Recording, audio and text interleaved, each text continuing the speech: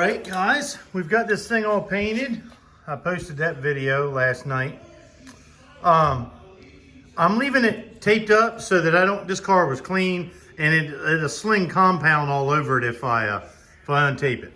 Now, when I say I got trash in there, junk in the paint, that's what I'm talking about. You see, let me try and get out, see that little bit that's like a piece of lint or something. And there's a little piece, a couple little pieces of trash back there.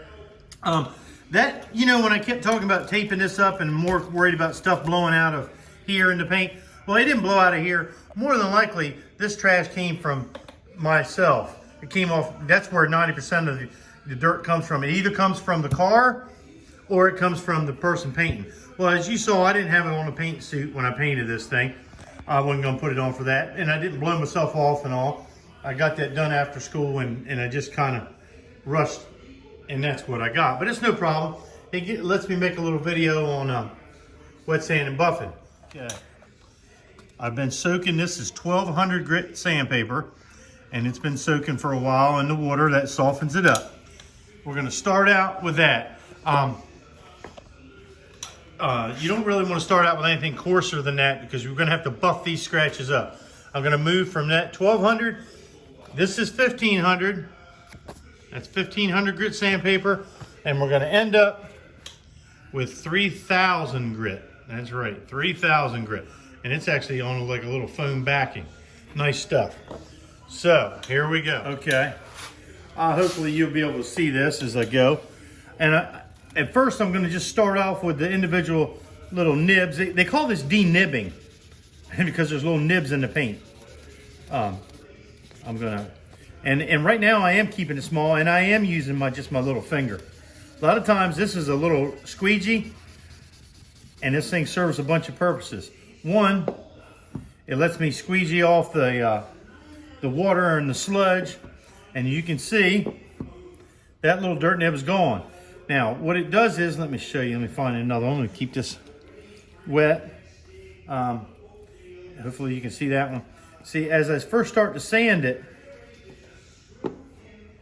you can let it dry off here. See how it highlights itself, kind of like a God coat almost. I got to keep sanding it until that's gone. Sometimes I'll actually take this and use this as a block. I'll wrap the sandpaper around it, but I don't need to do that in this case. So I got those little dirt nibs. There's one right here, and then this one's pretty big. Matter of fact, I'm gonna use this as a sanding block. Matter of fact, I'll move it around this way. I'm gonna use this as a sanding block. Keep it wet here.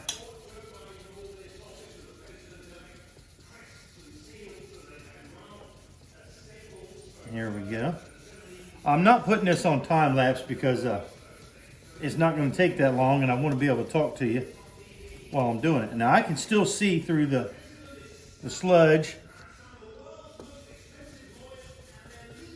that I haven't got it yet, but it's getting close. And you got to remember, I don't want to go too terribly far with this because I got to switch to those finer grits. Now I'm going to squeegee that off. Let's see here. Pull this off. Let's see here. See if we got it. Yes, those are gone. Now I don't know if you can see it in the camera. I don't want to move the camera. There's a few more back here. I'll try and adjust this a little bit. And try and move it up a little hair. There we go. There's a few more back here. Get this wet. Now I'm gonna put it on time lapse. I think you got the idea of what I'm doing. I'm gonna get these back here, and then we'll switch grits. All right, now I took that 1200 and I knocked all the big ones, and none of them were big. One thing I want you to pay attention to here is the paint job on this thing is really slick to start with. It turned out good. And that's a good thing because what happens is when I wet sand that, that part will be like glass. So you got to have the surrounding area pretty smooth. If not, it'll stand out worse than that little piece of trash that was in the paint. You have a rough orange peel. They call it orange peel. And this one's not orange peel at all. You have an orange peel. Then you have a real slick spot. And that'll stand out. Now what I'm going to do now is, this is a hand. It just happens to be a round block. And what's neat about it, it lets me use DA paper, dual action sandpaper paper. And hope you can see that. I didn't realize I was getting her moved up.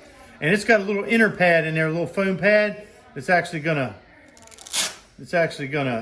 give me a little flex, a little give to it. Let me get this thing stuck on here right.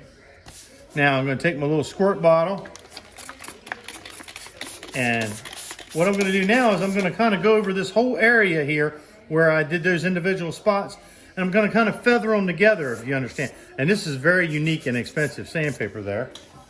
What I'm gonna do is, and you notice I'm keeping real short strokes here, and I'm listening the whole time, because if there's even a piece of lint off my shirt will scratch this paint. It'll scratch it deeper than the 1500 grit scratches that I'm putting in here, because you got to remember I'm sanding with 1500 grit right now. I started out with 12 and I'm working my way up. I've gotten runs and stuff before, and I've had to start out with something like 1000 grit, but I don't like having to do that, because then it's hard to get the scratches to buff out. The finer the scratches are, the easier it is to buff. Let me put a little more water on here. And see, that's the water's cleaning the sludge, the wet sand and sludge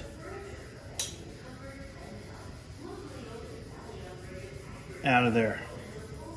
Now I'm going to put it on time lapse and finish sanding that.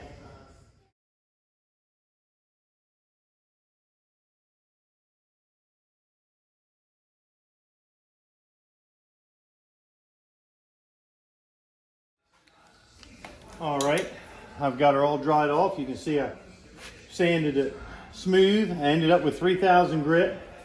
Now, there's wool buffing pads made out of wool.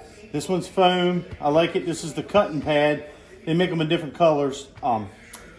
This one's the cutting one, and in the polish too. This is the cutting compound is pretty heavy. What I'm going to do is, I had to move my camera back because it'll sling this mess everywhere. I normally put on an apron for this. Now, this is a variable speed. Right now, that's a little too fast for me. About 14, yeah. This is something you just kind of get the feel for. Now I'm going to spread it around a little bit.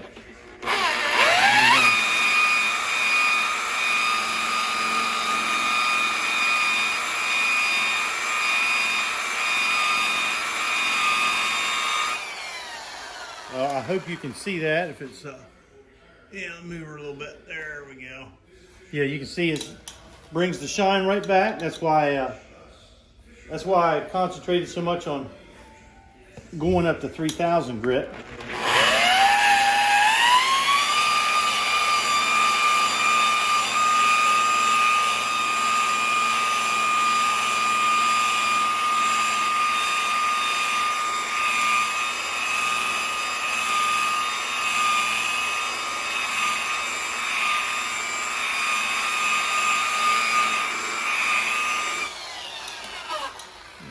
Hopefully that's showing up how shine brings the shine right back and how slick it is. I'm going to put it on time lapse and buff the rest of it up.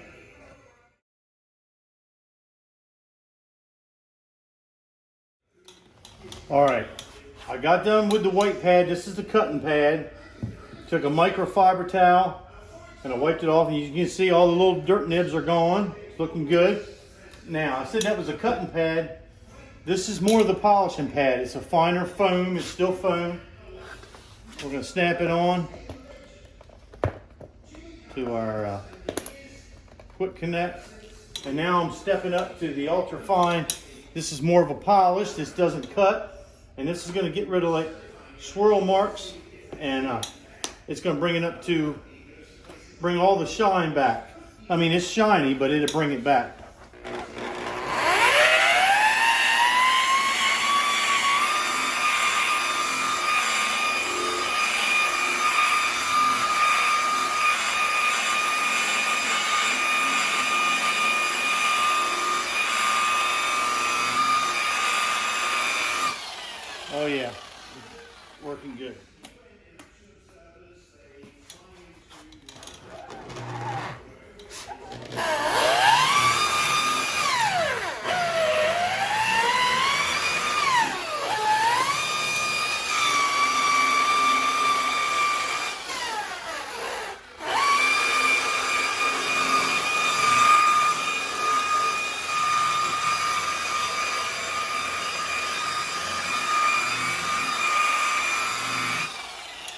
Now, I don't know if you can tell from the camera, but that shined her up.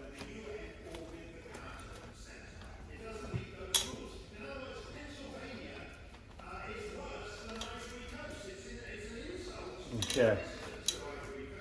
Now, let me take this camera off of here. All right. See, like glass now. Now, I'm gonna untape this thing, put it back together, and we'll take a picture of it when it gets outside. Well, guys, there it is. Dent's repaired, looks great. Blend, that's the whole point. You're supposed to not be able to tell where I stopped and started, and I think we accomplished that.